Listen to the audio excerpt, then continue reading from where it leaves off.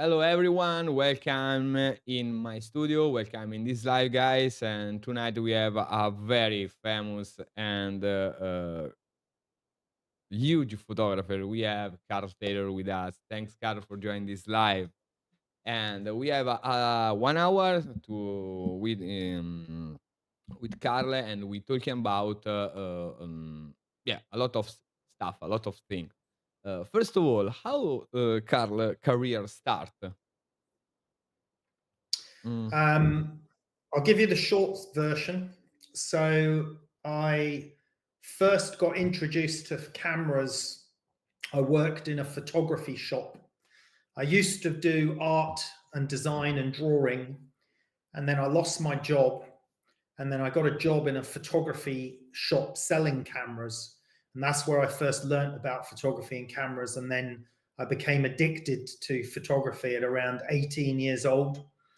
And then by the time I was around 20, I started traveling around the world taking pictures. And then by the time I was around about 24, I started working professionally in photojournalism and doing culture and travel photography. And then I worked in Australia for a big studio. I was an assistant for a while, and I worked for other photographers as assistants and started to learn my skills in lighting. And then I came back to the UK and set up my own business in 1997. It's a long time. It's a long time, Mm. guys. And you grow a lot because now you are ambassador for a very important brand as Hasselblad, as Manfrotto, as Broncolor. Broncolor is so powerful and expensive flash strobes. And Mm. mm, fun question: LED light or strobes? What's your favorite light? Strokes all the Strobe. way. Um, I can tell you why. I mean, I think strobes have come a long way, especially with LED lighting. And I think a lot of photographers think that LED lighting might seem like the easiest option when they're learning because they can see the light. But the problem is when you work in a studio with lighting, eventually continuous light becomes quite annoying because you need a lot of it and it needs to be very bright to get to the same level of power that a strobe can put out. And especially if you're working with models or on fashion shoots, if you're using continuous lighting, it's very hard for the models and the strain on the face and the eyes, whereas a strobe can put out a much greater power of light and it's very, very brief. So the model does not suffer fatigue from the strobes. And then also, the other advantage of strobes is that you have very fast flash burst, can be very quick. So this means you can do lots and lots of things with photography to capture liquid splashing, food flying, models jumping, things that would be very difficult to photograph with LED because even you wouldn't be able to get the fast enough shutter speeds with the brightness level of the light that you have. And it's just not a comfortable working environment. And although the initial thing is that people think it's easier to work with LED and continuous light, absolutely, if you're just doing video or the majority of what you do is video, then of course you need continuous light. But if you do stills, I know many photographers that decided to use continuous lighting for stills. And then once they learned photography and learned lighting, they then switched to strobes because they realized that they were more versatile for stills photography. But the interesting thing we're seeing now with a lot of new studio lighting is that we have strobes, but now the modeling lights that you always have a modeling light in a strobe as well, so that you can see what the light looks like. Now those modeling lights are switching to LED ones, and some of them are quite bright. So you can have your strobes for your studio flash, but you can use the modeling lights for some video work as well. So we're getting the best of both worlds with some of the latest equipment. A lot of brand try to create a hybrid flash slash LED. light, for example, Godox or maybe Profoto? Yeah, I think Broncolor's such that the new Stellos light uses a high-powered LED. Some of the new lights for the new Satos power pack, they use a high power LED as well. So yeah, they're trying to service all the requirements because many photographers are now also doing video for clients as well, especially with social media requirements. A lot of clients, they want stills, but they also want some video and motion work as well. In the same time, and that's important because Same stuff. Yeah. and that's the truth, guys. Guys, if you have any question, you can type in chat, and I can you can talk with Cara tonight. So another important question, Carl. In your opinion, you love I love your photography because you freeze the emotion. You freeze, for example, the splashes, the flying object, the something a lot of stuff in real. You freeze a lot of stuff, and that's fun because it's so difficult to create the structure, or for example, how to this part bring inside the frame and when. It's not easy to Mhm. take the perfect moment, especially with the uh, uh, mm, not faster camera like Hasselblad. Hasselblad is not Yeah, faster. yeah. So What's the what I secret? do, yeah, I understand what you're saying because, for example, I shoot medium format, so you cannot shoot lots of photos very quickly. Yeah. It takes photos more slowly. But what I do with my work when I know that I want to capture something exploding or flying or whatever is I plan it very, very carefully and I do lots of calculations like this is going to go here, that's going to go there, that's going to hit here and explode. And I work out what is going to happen and how it's going to happen. And I create devices or things that throw things or slides that make things crash together.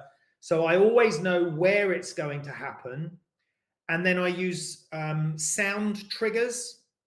So when the objects hit each other, they make a sound. And then I have a special trigger that activates my camera and lights at the correct time. There are some brand that make something like with the sound, with the light, with the Yeah, laser.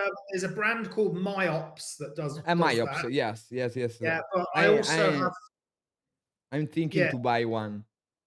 yeah, they're very good. And we have got some Myops, but we also have some of our own ones that we've had electronic engineer just make a simple one that's just, the circuitry is not complicated for that. So using sound triggers is one way to get more consistent results. But I would say it's more to do with the planning of the shot, to research it and to plan it and make everything figure out where it's going to happen. But also, we don't get it right on the first shot or the second shot or every shot. We might take 50 shots to get the one that we really really like, or we might take 20 shots and we get 5 really good ones. We don't know, but I also love this, I love the uncertainty of it, because every time you get a different result, a different splash or a different movement, or the model jumps differently, and then you got that sort of randomness about it where it's just sort of evolves, and then when you get the shot, you see it on screen, and you're like, yeah, that's the shot, that's the one we wanted. But I like the process of discovery, and all that we do is we try to figure out the mechanics as much as possible first to give us a better chance of success.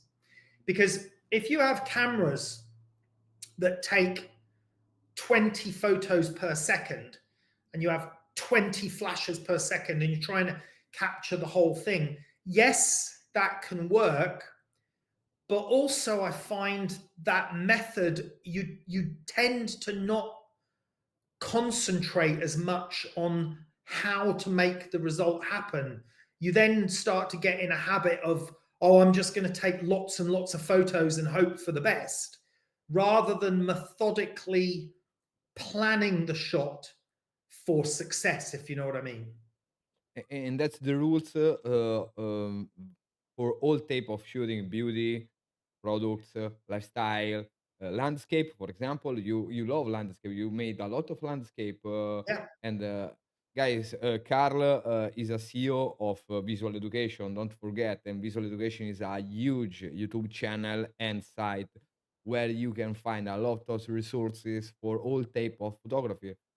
Carl is a all around photographer, and that's is so strange because there are a few photographers in the world to be able to explain all style of photography. For example, Mm. portraits, lifestyle, fashion, products. Mm. And I love your style because you are not too boring. Your Good. sorry, No, no, good. that's the truth. Your stills, your product photo is not boring for the lightning, for the composition, for the for example, I love your whiskey bottle. I am fully in Mm. love. Your whiskey bottle, in my opinion, is my I love whiskey. Okay, that's a problem. But Me too. What's your okay, favorite? yeah, Jameson. Or Yeah, for James. roses. For Right. roses. I like Bushmills Irish whiskey quite a lot, and Oh! I discovered a new one recently called it's called Host, and it's a Danish whiskey. Oh, It's really nice. It's really nice actually. But yeah, no. Thank you for your comments about my work. But I think the reason that I'm sort of reasonably good across different genres is just because I'm super passionate about photography. My main genre and my main skill is in product photography. That's what I'm sort of trained in. That's what I've done most of my life. That's what I do professionally for clients. And product photography is very technical. You have to be very specific on your lighting and managing your lighting and dealing with many aspects. And all I do is I take that knowledge and I apply it to fashion photography or beauty photography. And I enjoy those processes as well. Now, with landscape photography, I only do this just as a pleasure thing because it's just nice to get out of the studio sometimes and just to enjoy the air and the view and everything else.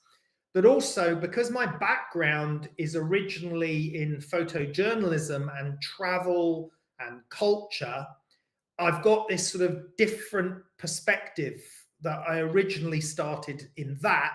And then I moved into product photography and lighting. So I would say, although I'm multidisciplined and I can shoot across different genres, it's because my main skill set is actually in lighting. That's what I'm known for, is lighting and how to control light precisely, to manipulate light. And I think when you know how to light something and you know the techniques and the physics for that, then you can apply it to all types of photography. yes. And this is the reason because I'm your big fan because my in my career I learned how to manage lights. For example, I have a big diffuser like yours behind me. I don't Mm. know if you like. And regarding this is an interesting question for a lot of people. A lot of people ask me, but I think it's the same question that the people ask you is how is important for example, big diffuser or a self construction a panel or for managing the light. In my opinion, is the most important thing. For Mm. example, build your own diffuser, your Yeah, own panel, your own snoot. Oh, I really don't yeah. know. Yeah, I mean, I build a lot of my own accessories. So scrims, reflector panels, snoots. I use a lot of mirrors as well, even makeup mirrors to focus light. I use pieces of glass. I use all sorts of things to modify the light. But it depends on the yeah exactly. It depends on the type of photography you do. Product photography requires more lighting tools and lighting tricks than any other type of photography. So when you learn the lighting for complicated product photography, you realize, for example, that you're dealing with a lot of glossy surfaces with products. So you need to use gradient lighting to form gradient image forming reflections on glossy surfaces. You learn how to use mirrors. You learn how to use very small focusing mirrors, projection attachments, and you just learn more about the physics of light, and then you can apply that to other things. Obviously, in beauty and fashion work, it is a little bit different. So I use a lot of parabolic reflectors or beauty dishes and things like that because of the way they collimate light is very effective for skin and for texture on fashion items. So I enjoy doing that as well. But it really comes down to just the more you learn about light, the more you realize you can then apply it across everything. I mean, I don't mean to be disrespectful to some photographers, but I know some photographers out there who are fashion or beauty photographers that are maybe quite well known, but their night lighting knowledge is quite limited. They just know one or two setups and they do everything the same all the time. They may be really good with their models or really good with the styling or with working with people, but the lighting is always the same. And, it's because they actually don't really know other ways of lighting. I know some other fashion photographers who are incredibly talented and they know lighting. And you can see in their work that their work has different types of styles and different shoots. They change a lot. So, I think the more you know about lighting, the more versatile you can be as a photographer. And that's the reason because your photography is not boring, because you apply the correct lighting style. Pass me um, uh, this option for the right context. Products Yes, are products, model are model, maybe non so, indoor or in studio is in studio, outdoor is outdoor, and you can be able to change, to model your style, uh, in function of the context of the moment, and that's that's a the good reason. point. Yeah, that's a good point. But what I would also add to that is what I do is I always try to decide the mood that I want, the emotion, because lighting style dictates the emotion, the mood. So you can have more shadows and work with hard shadows or dark shadows, or you can work with very light, very dainty shadows, or you can have soft shadows or sharp shadows. And I often dictate the mood of the image by the shadows that I'm going to use. And obviously, you need to have lighting knowledge to then know how to affect the shadows as well. So it's as much about knowing what emotion you want the image to have. Do you want it to be sexy, happy, sad, scary, colorful, fun, miserable, ominous, oppressive? You choose the emotion that you want, and then you light for the emotion. And that's the point. You can do this with the object. Yes. For example, you take some picture of lipstick, okay, Yeah. as a hero shot, okay, classic hero shot. But you create a props like something like Game of Thrones with the king. Hey, I'm the king of lipstick. Look at me, and that's because it's not boring your photography. I love it. And Yeah, yeah, thank you. Yeah. So what I do there is I sometimes try to make objects have character. So you can take certain objects like lipstick and you can almost make it feel like a human person. And the angle that you look at it, or the props that you build for it to stand on, or various things, you can almost make people perceive the object as being almost human sometimes. Not with everything, but you can create a feeling based on the object. You know, can I share my screen with you?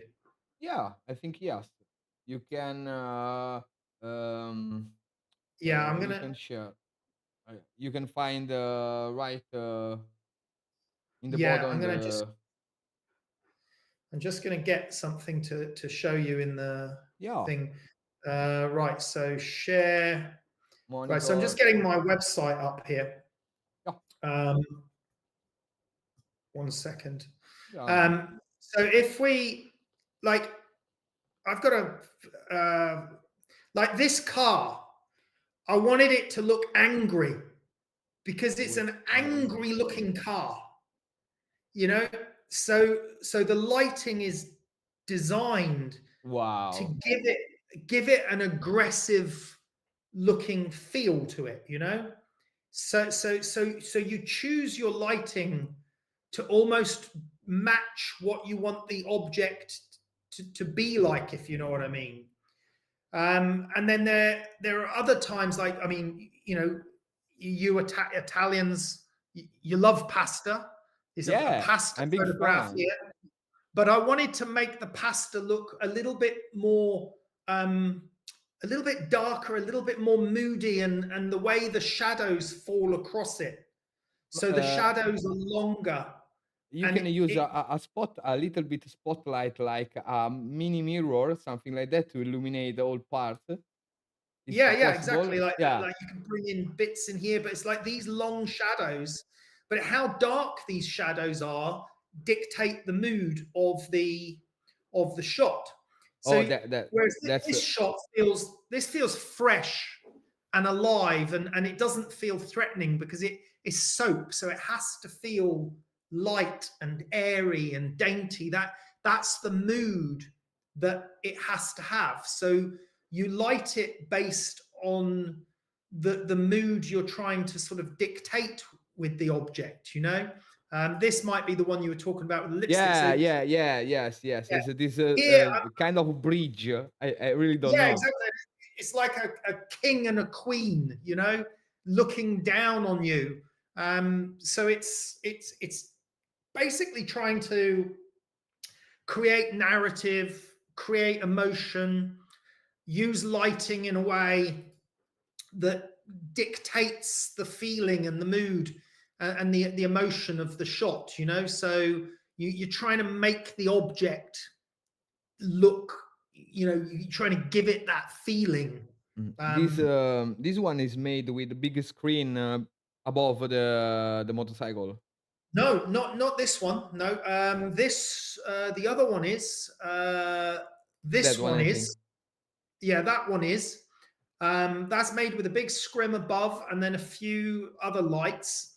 And so is these ones. But the one we just looked at, this one actually is very interesting because I lit that one with just one light.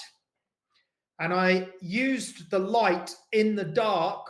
And I think I fired the light 20 different places across the motorbike during a 1 or 2 minute long exposure in the dark. But I did fire the light into a big white ceiling just above the motorbike. So, like, you get that scrim lighting effect. But all of these little patches of light here and everywhere else is all done individually because I wanted to prove that you could create a complex lighting scenario even if you only had one light. So there are different ways of doing it. But going back to emotion, you see, here the emotion is very light. The shadows are hard shadows, but the light is very bright and fresh. But it has hard, sharp shadows. And I've demonstrated this before, but here is hard, sharp shadows, but the shadows are very dark. So the mood is very different again. It has a little bit more edginess to it, because the shadows in here are very, very dark. So the feeling of the shot can be very different, basically. We have a question. What was the lighting setup for the noodles shot? For the pasta shot. I think pasta. Yeah. Okay. So I just actually used one Fresnel light, which is like a spotlight with a beam, and it was at a very low angle, grazing across the pasta. And the pasta I built on different levels.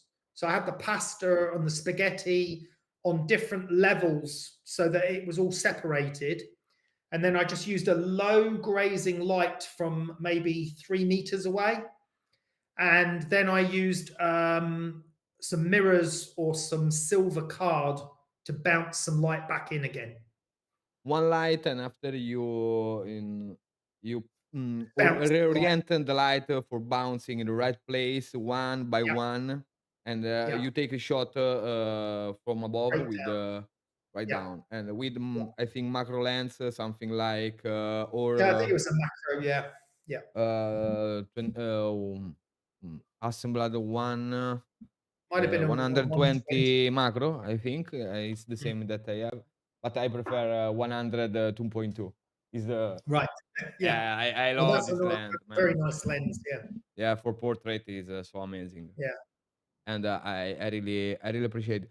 So, guys, there is another important question that I want to talk about with Carl is her film, first documentary film Mm. that you Yeah. make for BBC. Guys, we're Yeah. talking I did about a film. BBC. Yeah. I did a documentary film about looking for two lost shipwrecks. One was a submarine, a German submarine from World War One, and the other one was a British Navy ship. And we spent 4 years looking for the ships and 4 years. trying to find the Wow. location. And we were diving lots of different ships to try and finally, after 4 years, finding them. And then we did lots of dives and we filmed the whole project. If anyone is interested in seeing about that project or watching the film, then we have a website where it's got all the information, and the website is called The Hunt for the German Submarine.com. That website shows you all about the film, tells you about the story. But that was a completely different project. I mean, I really enjoy diving on shipwrecks. And one of the things that I do when I dive shipwrecks is I film them. So I use a special underwater filming equipment for very low light, deep work where it's very dark. And so because I enjoy that, and because we were looking for these particular shipwrecks, I decided that we would make a documentary about our search for the wrecks. And we filmed it over 4 years. And then finally, when we found the missing submarine and the Navy ship, we then did the archaeological process and And, figuring everything. what's So yeah. your for our audience? How many feet or meter deeper are you dive? It's an important number. Yeah, so on that project, the deepest dive was 76 meters. So Wow. I don't know what that is in feet. It's probably 250 feet, maybe more. I don't know, but 76 meters was the deepest dive on that project. And Um, what it's kind of very dark at Yeah. that. What kind of Yes. equipment did you use? So actually, we were using Sony A7S3, which is it's a SLR DS mirrorless Mirrorless. camera, but it is actually only a 12 megapixel camera, but it's primarily used for video. So many videographers use it. But one of the key features of that camera is it's exceptionally good in low light conditions. So we were able to use those cameras at the great depth where it is almost completely black and the camera can see much better than you can see. So it allows us to film the shipwrecks in good detail, even when there's very little light there as well. Is a big project, guys. Check Visual Education, check the Carl site to more info, more to see this beautiful documentary. And you was art director. You filming in Yeah, so I was the director and also the underwater cameraman. But I had other cameraman for the surface stuff. So yeah. when we were on the surface, I was directing what we needed to film and what we needed to do. And And then underwater, I was filming. the how many time do you plan the right composition, the right angle shots to isn't okay go in real in real situation is almost dark, you don't see almost nothing. Now, let me show you another image. I'll just share my screen again. Yeah. Um, so the the equipment is quite complicated. Oh, that's the film there. There's some links to it on my site. But this picture here, that's uh, me i I with don't my see I don't know okay, now it's correct. yeah. The hunt. So this is my camera here and lens for underwater filming, and this is the viewfinder is a big viewfinder here, and then this is a scooter that pulls you along with a propeller through the water. And these are floats to keep the whole thing neutrally balanced. So it's quite a big rig. But what I'm looking at is I'm looking at this screen and I can see in the dark by looking at the screen. So it helps me to plan the shots and work out the shots, etc., and figure it out. The But cover is we amazing. yeah, we have to do many dives. So when we actually found the submarine, we had to do like 7 or 8 dives on the submarine to get all of the shots that we needed to put the thing together. So it was a very complicated project, but also very enjoyable for me. Yeah, it's a great goal in your career. Yeah, well, it was also something different because, I'm a stills photographer, have been a stills photographer for 30 years. And it was nice to actually do a slightly Move different on. type. Yeah, slightly Yeah, different yeah, type yeah. of creativity. In your opinion, sorry, do photography is dead with the eye or no? No, I don't think so. I think a lot of people are worried about it with AI. And I think AI is going to have some impact on certain types of photography, yes. But, you know, photography didn't die when Photoshop came along. Photography didn't die when stock libraries came along. Photography has been around for 200 odd years. And I think people still want to deal with people. People want to see real things, they want to see real people. And I think there will still be a requirement for that realism. Now, AI will get better and it will look more realistic and it will do more things. But I think, people that people do appreciate real soul and real emotion and those sort of feelings. But equally, people want to work with people. If for example, I work with a lot of companies and big companies that make things, and they might AI some smaller jobs, but they also still want to work with other people, get other people's opinions, get other people's creativity involved, And I don't think that will go away. But I think if AI is going to affect our work as photographers or videographers or special effect or cinematographers, it is also going to affect every other job: accountants, lawyers, secretaries, admin. Everyone is going to be affected. So it won't just be photographers or creatives.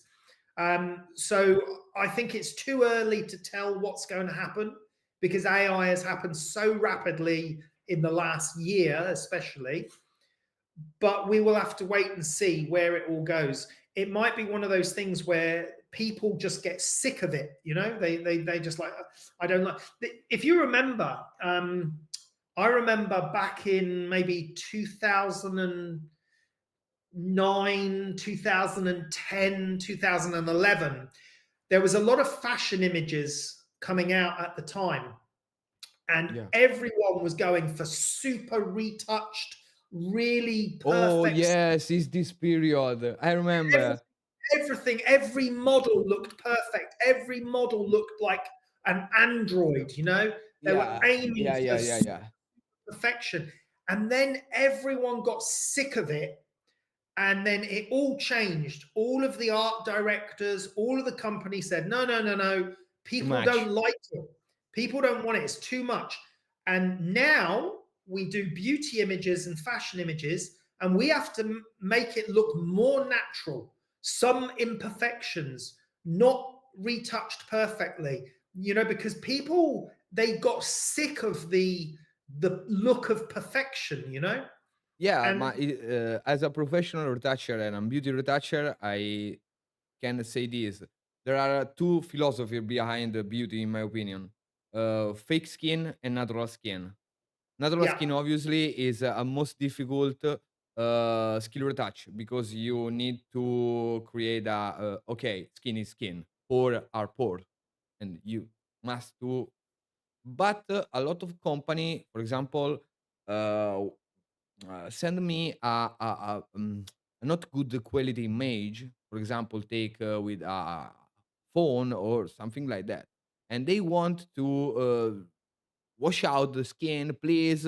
Wash out my skin, please. Remove all imperfect. And I say, hey, it's not my work. I'm a Mm. retoucher. I'm not AI. AI can do Yeah, this. yeah, yeah, I I want to sign my works as this. This is not my work, yeah, and that's a choice, in my opinion, because yeah. But there's lots of these sort of trends, if you like. If you remember, so that was one trend where it was like everything had to be perfect, and then people didn't like it anymore. But do you remember also when Instagram came along? Everyone was putting these filters on everything that was making things blue and yellow or green oh, and teal and orange, yeah, something. teal and orange. Everyone was doing it. Everyone. And Oh, everyone tonight I'm in became teal and orange. Sorry. so, Sorry. everyone Sorry. became sick of it. And again, what happened was it all just went back to being natural again, you know? Yeah, And and I think this is what's going to happen with AI. AI at the moment has a very sort of specific look. It looks a little bit artificial. It looks too perfect. It's a little bit soulless. And I think if it carries on like that, people will just get more and more sick of it. The other thing with AI as well is that it's hard to decide, because yes, it can make the lighting look quite nice. It can make the expressions look okay. It can make good backgrounds and things, but it always looks a little bit like it was something from a dream. It doesn't yeah, look like it's quite from the real world. And I don't know how good it will get or how bad it will get or whatever. But I still think there will always be a demand for real people, real things. Imagine if in the future, if someone said to you, all of your favorite films, all your favorite movies, that were made with human actors and human emotion and human lighting directors. Imagine if that was all gone and the only films you could see were AI films. And even though they might look really real and lighting is good and the story's good and everything, but there was still something about it that wasn't particularly human, you wouldn't have the same connection, Yeah, you know? it's true. Yeah, yeah. So yes, it will have some impact on some areas, but how much impact we don't know yet. Mm, yes, it's true. And regarding instead your talking about the equipment, because a lot of people are, in my opinion, are so scared about how mm, many flashes needs, how many cameras needs to become a professional photographer.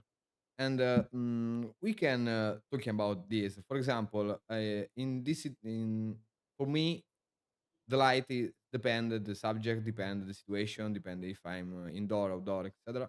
But I usually start by one light Mhm. or two light or three light. I never use 10 lights for my works, and I don't know how people are scared to hey, this light cost a lot, this light um, um, can you teach some tip and some trick, some tip, something to inspire the people to try with the less equipment possible? Yes. Well, it's a good question. It's an interesting question because if you said to me, what would you need as a minimum to be a professional photographer, to be able to do a lot of different jobs in commercial photography, then I would say you need three lights because three lights give you so much more versatility in position. But it doesn't have to be three studio lights, it could even be three speed lights. Because I have a very good friend of mine, he's a very successful professional photographer in New Zealand, and he works just with speed lights. He does all these big commercial shoots and he has speed lights with simple umbrellas, very cheap, easy modifiers. And he sets up multiple speed lights with triggers and he does all of his photography with speed lights. And he also works with like a Canon R5, I think, which is a nice camera. So he's only, Yeah. 35 mil. And I know some of the, very good fashion photographer friends of mine that are working with just 35 millimeter Canon equipment, doing really good jobs. But I would say that three lights for me would be the minimum I would want if I was working commercially, because I think you can do so much with three lights. I mean, I have more than three lights, and sometimes I use more than three, but sometimes I just use one and a reflector, or two mirrors and one light, or three lights and four mirrors. So I use a lot of mirrors as reflectors, but mirrors that are made of glass are dangerous because they can break and they can cut you. So I use plastic mirrors, acrylic mirrors that you cannot break. They just as reflective as normal mirrors. And I use these all the time for reflecting on objects, for reflecting on models. And I use white polystyrene reflector boards. I use foam board. I use all sorts of paper, different materials.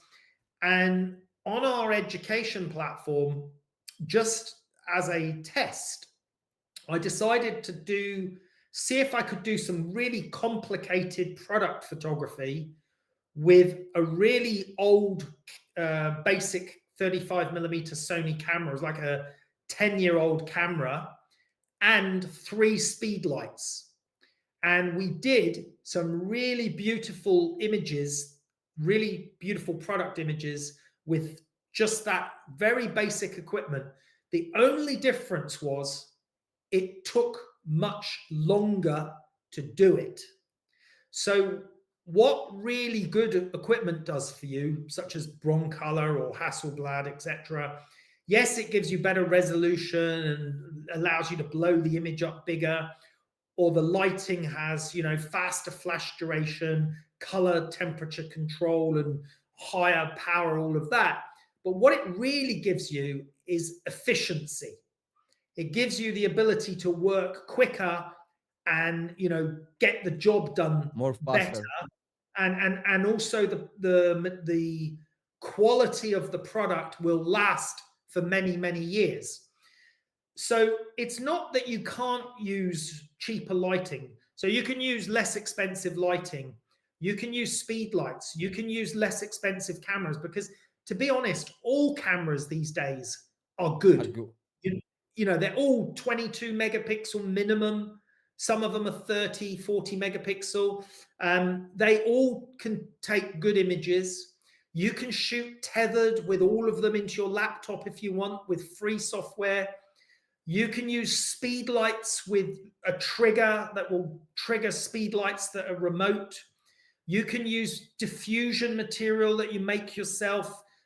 I even used to use, back in the day, I used to use a shower curtain, Oh, like a, as a savage style. yeah, a curtain for a shower, which is made of a white fabric. It's a really good diffusion material. So you can use that. You can use diffusion paper. Tracing paper was another thing we used to use. Gold card, reflective gold card, reflective silver card that you can bend to shape the light for food And that photography. is cheaper. Don't forget, Cheap, it's really, cheaper. For example, really the cheap. acrylic plastic glasses are so cheap. Yeah. So I can take good photos with basic equipment. It just takes me longer to do it. And instead of regarding, for example, we work with medium format cameras, and medium format camera is usually a shallow depth of field, and the It's use of, shallower. Yeah. Yeah. yeah, for example, instead of normal full frame camera, we need to close our aperture to get in focus all product. For example, Yeah, it's about one stop difference. yeah, So f8 on a medium format camera looks like f5.6 on a 35mm camera. and they use Um, a lot of focus stacking to yeah, I use focus stacking because also, even with 35mm cameras or medium format, there is always the best aperture where the picture quality is sharper, everything is better. Usually at f8 or f11, this is like the sweet spot of the lens. So I'm usually shooting f11 on my medium format lenses, and then I'm using focus stacking on product shots if there's no yeah, movement. If I'm shooting fashion, then I'm usually shooting f11, and if I'm shooting beauty shots quite close, then I'll go to f16 because I just want a bit more depth of depth of field. field. Yeah, because you can't focus stack on a beauty shot because the person's moving. So obviously you need to do it as a single Yes, shot. But for product, that's the most common error that the young photographer made when start to become a beauty photographer, because guys, hair need to be in focus, please, yeah, yeah, yeah. please. Shallow depth of field shots are nice for some portraits, but not for fashion and beauty. For fashion, the clothes need to be sharp, the hair needs to be Yeah, sharp, the makeup needs makeup. to be sharp. So you want to shoot at a distance that also helps you, because if you shoot a little bit further away, then you've got more depth of field. Yeah, Because you see, depth of field is a manifestation or a byproduct of magnification. So the closer you are, the bigger it is. The further away you are, the smaller it is. more, So depth of field is better. And also your choice of lens. So if you're shooting with a 150mm lens, then the depth of field is less than a 100mm lens. And if you want to get a bit more depth of field, then you could shoot a 70mm lens. So always think of it as magnification. If the lens gives you more magnification, you're going to have less depth of field. If you're closer, it's more magnification, so it's less depth of field. So you get the balance right. But I shoot most of my beauty shots with a 90mm lens, f11 or f16 if it's sort of beauty, makeup, fashion stuff. But more recently, I've started shooting some fashion images, wide angle lenses as well. Oh, I And love then wide angle. is really nice. 35, Hasselblad 35 is, Yeah, exactly. wow. Yeah, yeah, I love 28 too, but it's too wild. yeah. For 28 is too me, wide. it's too wild. 35 is nice. 35 is the best length of Hasselblad, guys. Yeah. I really love. I made a lot of shooting with the 35 Hasselblad. It's a very very beautiful lens, and obviously 18 guys, 18 planar Hasselblad is not. I don't have orange dot. I have the classic one Oh yeah, yeah, yeah, yeah. because Well, I I'm prefer. using, yeah, I'm using the X2D now, so they're different lenses. But I've got the 20 to 35 on the XCD lens, and I've been using it at 35 end, and it's a super super sharp lens. Yeah. But again, you know, you could be doing this with 35mm equipment as well. You know, I've got a good friend of mine. She's a fashion photographer. Two good friends of mine that are fashion photographers, and the both of these women use 35mm cameras for all their work, and they do some absolutely stunning work that goes on magazines, and you know, so Okay. it's Uh, guys, one thing just for clarity: 35 millimeter is not the evil. Okay, it's yeah, absolutely stunning cameras. Or crop sensor, as up to you. What's you're yeah, comfortable with?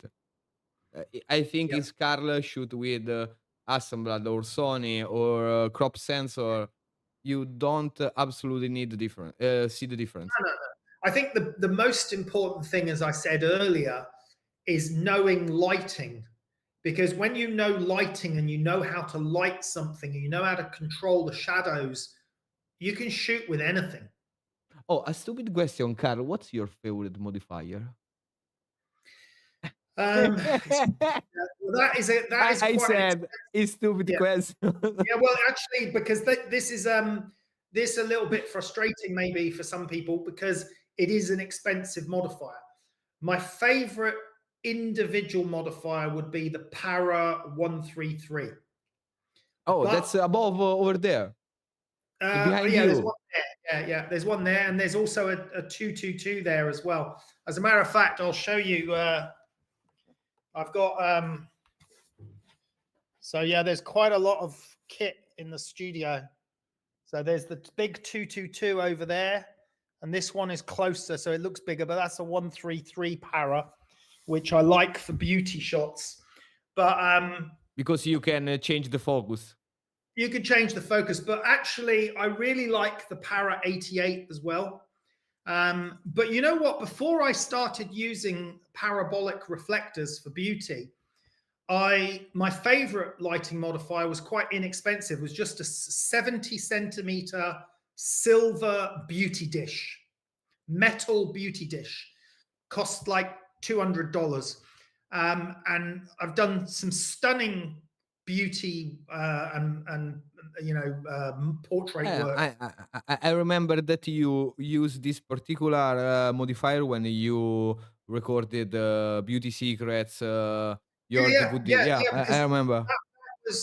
that was like 15 years And ago. I tell more. You also use Elincrom in this period, not Yeah, Broncolor I yet. did. Yeah. So when I first started in photography as a photojournalist, I didn't even use lighting. I was just using natural light and some speed lights.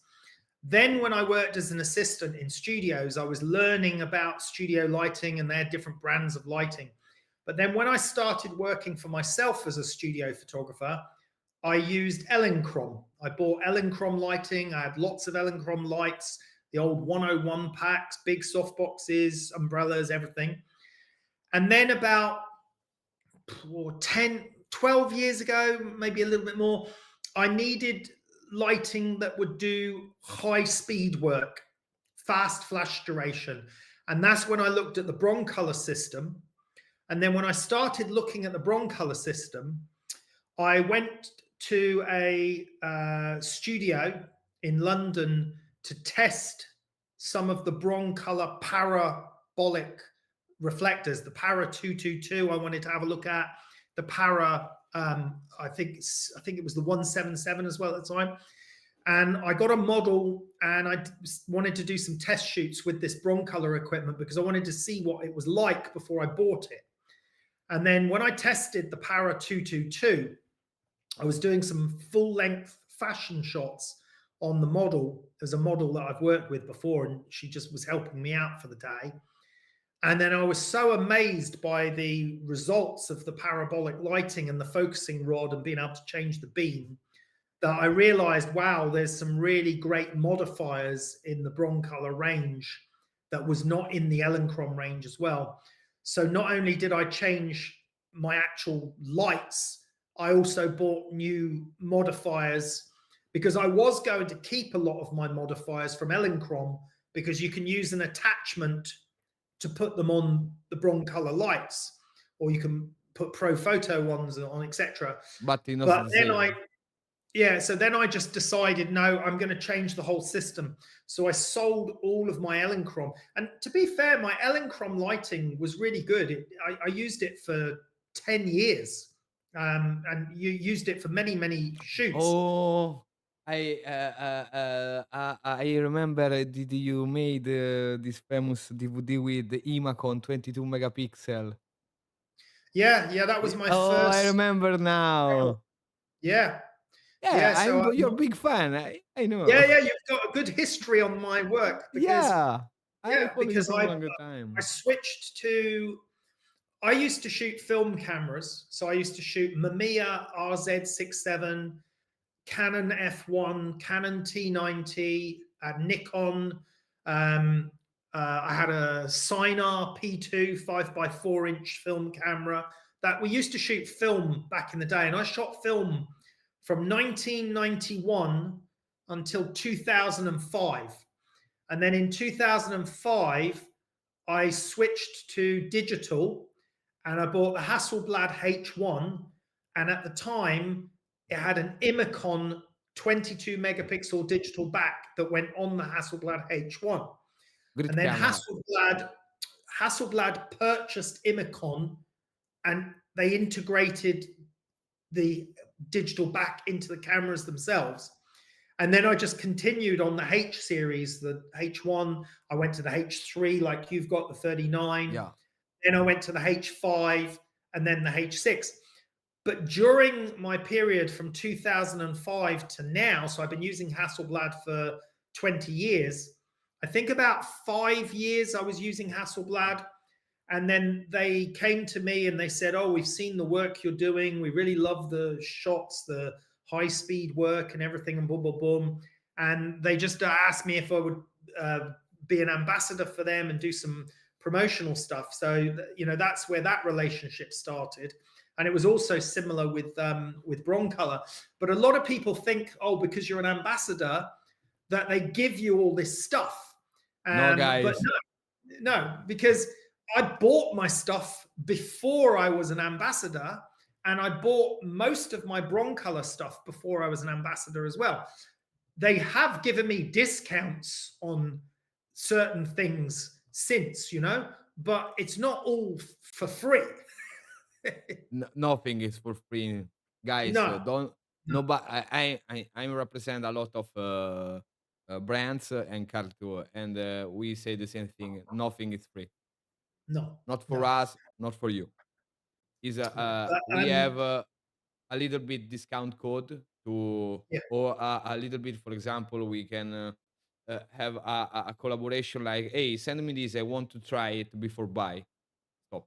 Yeah, exactly. Yeah, yeah. So you get some benefits like that. Yes, But some benefit. yeah, but I mean, I'm in digital. I used to shoot with Canon EOS. I'm 35 mil. I now shoot with Sony. Medium format, I shoot the X2D and now the X2D2. And with lighting, I've just used Broncolor for the last Do you probably like the 12 last version years. of X2D?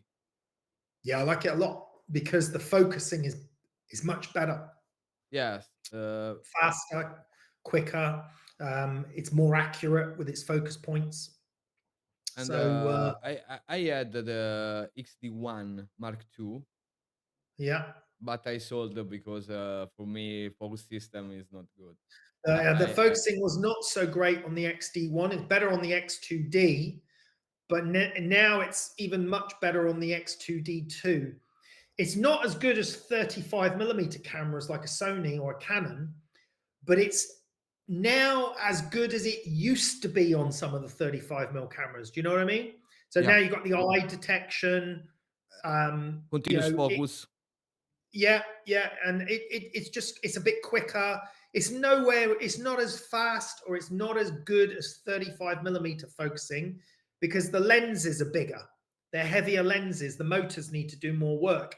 But I don't mind that because the way I work more slowly anyway. I don't rush taking lots of photographs, click, click, click. I just take my time. I plan my shoots. A lot of my shoots, especially in the studio for product, it's all manual focus anyway. Yeah. So I'm not in a hurry. All I'm interested in is the quality of the final image, the tonal range, the look of the shot. So that's what I'm focusing on when it comes to Oh, equipment. another question, Carl. I saw a lot of your videos in your YouTube channel, in your site. Do you use or you don't use a light meter? No, no, this is Why? my light meter Oh, okay. That, because there's no need to use a light meter for what I do because I shoot tethered into a computer and then I have a nice screen and the image appears on the screen. The image is really high resolution, so I can look at it, I can study it, and I make all of my lighting decisions based on what I see. So if I look at the light, I go, right, that one is too bright. I'm just going to turn it down a bit. That one's not bright enough. I'm going to turn it up a bit. I make all of my decisions on how the light looks here, how it is here, here, here. I just look at it and then I adjust the light and then I take another test shot and then I probably adjust it a little bit more and then I'm good. And also when I start my lighting, I don't need to use a light meter because I just put my light at the mid power and then I take the picture and I know my light is at the middle power. So if my light is too bright, I turn it down. And if my light is too dark, I turn it up. Is because all of the information I need about the exposure and what the light looks like, it's all there on the screen. And even more, I can actually measure the screen because some people say to me, oh, but a light meter is good for consistency because you might want to reproduce the shot, the same lighting, you might want to get exactly the same. But I can take measurements from the image in the raw, you know, with Capture One, you can take measurements yeah. of the exposure values and you can record those measurements. So if you want to do the same shot again, you have a record anyway of the measurements of what each light was doing. With Now, the don't focus get me too. wrong, a light meter is absolutely essential if you're using film because you have no visual reference when you're shooting film. So you need to use a light meter to determine, you know, this light, boom, boom, boom for film. But when you have a reference and a super high quality image that you can measure, that is your light meter. And that's a more faster, more easier, and more. I don't It know. is for me. It is No, for no, me. no. Some people still prefer to take a measurement and quick do it that way. But you see, the way I work is first of all, I've already decided what my aperture is going to be. I know I'm going to be shooting at f11. So that's already determined. So I know I'm not going to change my aperture. I'm only going to change the light, not the aperture. Then I set the shutter speed. And the shutter speed is going to be the flash sync speed, or It's a lift enough. shutter, doesn't matter. Uh, It's a lift yeah, shutter, doesn't matter. it's a leaf shutter. So let's say I know I'm going to set the shutter speed at 500th of a second, just to cut the ambient light out, make sure my modeling lights don't show up. So I already know my aperture and my shutter speed is already determined. And I already know my ISO as well. So the only decision is going to be how much light. Mm. So I don't need the light meter to say, oh, you need to use f8 or f5.6, because I know what aperture I want to use, because I know what depth of field I want. So I'm adjusting my light to suit the settings on my camera, not the other way around. Yes, but, you find a right way to this question. A lot of young photographer use a mirrorless camera, and in my opinion, mirrorless camera to learn photography is the worst way. It's not good because, for example, people use auto ISO or change aperture, and Yeah, and, and yeah. I don't they agree with don't that. understand how Yeah. photography basics works, No, and that's and a the problem in problem my is, opinion. yeah, the problem is because if they're using auto ISO, essentially they're in automatic mode. They're letting the camera decide something for them, which I would never do. Or they're letting the aperture change or the shutter change. And this is not how I work. I decide all of the three settings. There's three settings: ISO, shutter, aperture, as we know. So I'm going to decide those settings myself, and then I'm going to change the light to suit. Now, of course, if you're on location and you're using natural light, you can't do that the same. So what I decide first is, can I shoot at ISO 100? Can I shoot at f11? And then what shutter speed do I need so that I can keep ISO 100 and keep f11? And if I can't get the shutter speed I need because there's too much light or whatever, then I'll put a neutral density filter on the camera instead. So I'm often using neutral density filters so that I can get the shutter speed lower if I want to. Oh, So I if use you're on this the, technique, yeah, so but but if you're for on another location, reason. I tell you more after. yeah, if you're on location, you should be able to decide two things out of the three, and then you have to figure out the third one, what it needs to be if it's natural light. But usually the decision is what aperture and what ISO, or what shutter speed and what ISO. And then hopefully the aperture is where I want it to be. And if it's not, then I'll start thinking about a neutral density filter instead. But in a studio, you have complete control. You can control all three, and you can control the light. So you have no Yeah, excuse. yeah. I use a neutral density filter when I bring with me a small light like speed lights. To Right. for example, if I need to, I made a fashion set on the beach in the middle of the Mhm. day, and I need to put down on ambient light, and Yeah. I use an ND filter just to um, work not in HSS Yes, exactly. Yeah. to because I lost of power a lot of You power. you lose a lot of power from the flash, yeah, and HSS. And that's this, and it's a powerful technique to use full power of your battery or for your Yeah. flash, Yeah. and Nikon have a very good system with TTL, and when I was out, I use a lot TTL to uh, scouting. Yeah, I mean, okay, that's Mm. the ambient light. That's the subject that I want.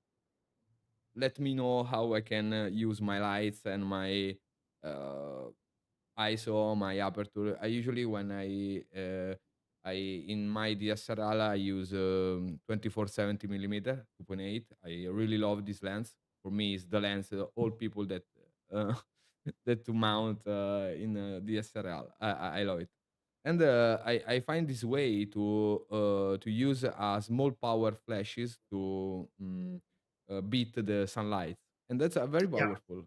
And yeah, yeah, I made a video like the some video like this, and yeah. I mean, the other thing that as well you can do, which I do as well, is sometimes if you cannot get your flash power low enough, I put neutral density filters on the flash. So as I reduce the power of the flash because I have neutral density gels to go over the strobes as well. So I've got options and ways Oh, of doing or this. you can flip your ND to reduce the reflection of the table, for example, when you shoot a Mm, product. yeah, That's interesting yeah. techniques. A lot of people don't use a lot ND, but I Yeah, yeah, really yeah. You're right. I put ND filters on top of mirrors. So if I'm using a mirror and the light coming off the mirror is too strong, I'll put an ND gel on top of the mirror. So it's just like putting a pair of sunglasses on the mirror. It's not complicated. All you're doing is mm, just darkening the picture with some sunglasses, but you're darkening it on the mirror or on the light or on the mm, camera. It's yeah. straightforward physics. Another question before we finish our interview. You focus your uh, um, in a lot of your videos how to create a perfect gradient with Mm. uses, for example, uh, classic beam, standard beam. I mean, and Mhm. set the diffusion material in the right distance or Yep, more spot or more fluid light. In exactly. your opinion, how is important choose the correct gradient? So the gradient should be smooth. So the transition from the brightest part should be very smooth. If you put the light too close, then the gradient might be quite bright and then it's not a smooth transition here. Is a little bit So hard age. yeah, a little bit harder edged. So the gradient should be really smooth. I mean, you have to we have to keep in mind why we use gradient lighting. The reason we use gradient lighting is because it's not that the light is gradual on the subject. It's that the subject is glossy, and what you're seeing in the glossy surface is a reflection of the light source. It's what I call an image forming reflection. You're seeing essentially like you're looking in a mirror, you're looking at a gloss black car or gloss black cosmetic product. You're seeing a picture of the light source itself on the product, and therefore the light source needs to be gradient like and smooth so that it looks nice on the surface of the product. It's as simple as that. It's not about, because if you use gradient lighting on skin or on a matte finish, it doesn't look any different to a softbox. It's only for glossy surfaces, because the image you see in the glossy surface from the camera is the image of the light source. So you're trying to make the light source look more beautiful. And more 3D look Yes, because more three dimensional as well. Yeah. I and for example, you shoot a lot of white on white like cosmetics with Yeah. a big gradient with diffusion material, and you put I think a white foam board behind in front of your product and another diffusion material in the left or right. I don't remember now. Mhm. I don't remember. And you can adjust the angle of the light as you need. For example, with a strip box or Yeah. I didn't see. Yes, it's usually a strip box. You change the angle of the light to the paper, and then the gradient, um, the speed of the gradient changes. So it's either a quicker gradient or a longer gradient if you turn the softbox slightly away. So you can just change the look of the gradient, Yeah, um, by just turning the light slightly behind the diffusion material. and But that's you see, all of that is just physics, basic physics, and an understanding of light. And it goes back to what I said earlier. It's all about knowing lighting, how to control it, understanding the basic physics. And then when you master that and you learn that, as you can learn that on our platform, then you take that knowledge and you can apply it to anything. yeah. For example, the last photo that I remember is for AirPods that you use a Sony camera with macro lens, I think, Yeah, and with a speed 90. light Yeah, and two speed lights and the and phone some board. pieces of paper. Easy, faster, and Yeah, wow, the image quality is I think if 16 something like that. yeah, yeah. It I was, really don't know. yeah, but again, you see, it's just understanding the basic physics of what the light is going to do, how you can make a gradient. So you make gradients, and we make gradients by putting it through diffusion material. But I also make gradients off of the white ceiling. Just by tilting the light and letting it hit the ceiling, it makes a gradient, and then that reflects in the motorbike or in a car or whatever. So there are many ways of making the gradient. It doesn't have to go through the material. It can also bounce off of a plain, smooth white surface as well, which is how we do car photography. Yeah. Um, And so the yeah, last, the last thing, guys, to make an to work with medium format camera, the power of flashes required is a lot. Don't forget this one because we mm, lost a lot of power to gradient, to this for distances, and for ISO, low ISO, and close aperture. With DSLR, it's more easier make product because yeah, you can yeah, shoot at yeah. You get better depth of field and easier to work with the flashes. So yeah, generally speaking, you need one or two stops more power flash if you're using medium format. Yeah. yeah, it is something before buy a medium format camera. Don't forget these words. Don't forget this concept behind medium format camera. Are Although slowly, although I will say that now with the X2D and the X2D2, it shoots very good even up to 800 ISO. So if you have lights that are not as powerful, instead of shooting at 100 ISO, you could shoot at 200 and you probably won't notice much difference. You can get away, I could get away with shooting some campaign images at 400 ISO, I'd have no problem at all. So the technology is getting better in ISO performance in all cameras yeah. now. So That's that, the grow up of photography in the last 10 years, I think. More yeah, better yeah, high ISO, more better less noise, but for the yeah. rest Less is noise, better no ISO, no better focusing, faster focusing. I mean, yeah. when when I was shooting back in the 90s, manual focus only. There was no such thing as autofocus. Film cameras with manual focus, nothing else, and a light meter, because that's all there was. It's But another I'm also period. very yeah, I'm very happy that I learned my trade from those days because you learn a lot more because it was more difficult. Oh, guys, regarding Hasselblad camera, don't forget the new one, the XT2 Mark II, cost less the first model, a little Yeah, I bit know. less. It's crazy. It's strange. I I don't think, in my know. opinion, um, to in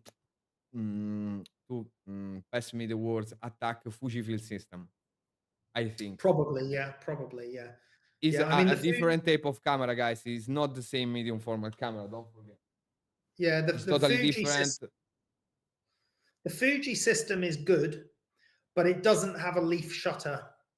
Yes, So you don't have any flash sync speed that you want, especially if you shoot fashion on location outdoors, then the leaf shutter is very useful. yes, There's a difference in how the images look as well. The Hasselblad colors, I would say, are more like film. They look more like natural film colors, a bit more warm, a bit more cinematic. yes, Um, yeah, but it's you true. know, But um, Hasselblad system have their own color space color system, yeah, yeah. and I mean, it's still work a on Sony sensor. RGB. Yeah, Instead, Capture One, Fujifilm, Nikon, all tethered by Capture One, work with all chromatic red, red HSL. yeah, And HSL. it's different, guys, because focus is just only for Hasselblad. The other Mm. solution is Lightroom, but the results are not the same. Uh, don't Yeah. use Lightroom with Hasselblad cameras, guys. Use focus if you want the real color space of Hasselblad. And that the reason you pay a lot of Hasselblad cameras is not for the sensor or for the lens or for the camera. You can find H6 as uh, 10 less time that when When it came out, go yeah, come out. I remember in Photokina when you present H6. yeah, yeah, yeah, Yeah, I remember. yeah. I was it. All right. Uh, Good. the price was crazy, like the $30,000, something like that. Yeah, yeah. Super expensive camera. The people say, really? Why? Mm. Because Hasselblad camera have a story. Because the color Yeah, space but is now the X2D2 is like $7,000, yeah. and the image quality is actually better now than the older model. So everything is Uh, changing. Yes, because but the sensor is a little bit smaller, Oh, and you it's have a definitely, lot yes, of it's smaller. a little bit more depth of field, a little Hmm. bit faster shutter, and if you, for example, remember Age 4D uh, uh, 2000, have the much bigger sensor that Hasselblad made, if I remember Yeah, it was one of correctly. the biggest sensors. Yeah, yeah. It's impossible to use, for example, f2.8. It's too shallow depth of Yeah, yeah, field. too shallow. Yeah, yeah, yeah. It's absolutely if you like portrait, like emotional, something not in focus, something like a user. I hate like guys. Like I hate more like a user because they to must explain why they make this photo like in not in focus or something like that. I don't know, but for me the photo are in focus, and if you have a ambient, if you have a space, you need to tell the story of the subject and the space, and that's the reason Mm. because I don't use a shallow depth of field. I love to tell the story of all Yeah, stuff more that depth. I find in my frame. Okay, guys. So, and if you want to buy an assembler, this is the right moment to do it. Mm. Yeah. But Uh, uh, you don't need one. You can still create great images with anything you've got, but Carlo, you obviously create it's, enemy with this bottle. I yeah. think if I take you this bottle, you can create a super I'll sharpen turn it into a image. camera. Yes, through the camera with the paper inside, something like this. And Maybe, maybe. you have a knowledge of lights absolutely out of normal people, in my opinion. You work a Well, lot thank you. with it's not a Thank compliment. you. It's true. It's the real truth. You are most technical photographer that I have a pleasure to talk because usually we talk about something like what's your inspiration, what's your favorite photographer, what's your favorite light. And with you instead, we can talking with the technical situation, how Mm. to, I think, resolve a particular Yeah. light situation, and that's the real world photography. It's not the light or the camera or the emotional. Is hey, I have a problem. I need to solve this with the light because Yeah. it's my work. Solve the light. Use the light to solve. And Yeah. I don't need a super expensive camera to make this if no light. If I don't light, I need a better camera. If I no light, I can Yes. shoot Yeah. with That's a good way of everything. putting it. Yeah. Ah, That's a good way of putting it. uh, before switch to Nikon, I'm using for a lot of time Canon EOS 1 DS Mark III, one the best camera Canon made in my opinion, but Hmm. it is too old now. I Yeah. love the camera, but now for me is too the display is super small. You All on the can back. Yeah. Yeah. the but is a good camera, guys. If you need a little tank, that's the camera that's for you. Yeah. Guys, Yeah. we arrive at the end of this interview. Carl, thanks a lot, guys. Thanks a lot to join with us, and you can find in my channel this interview if you want.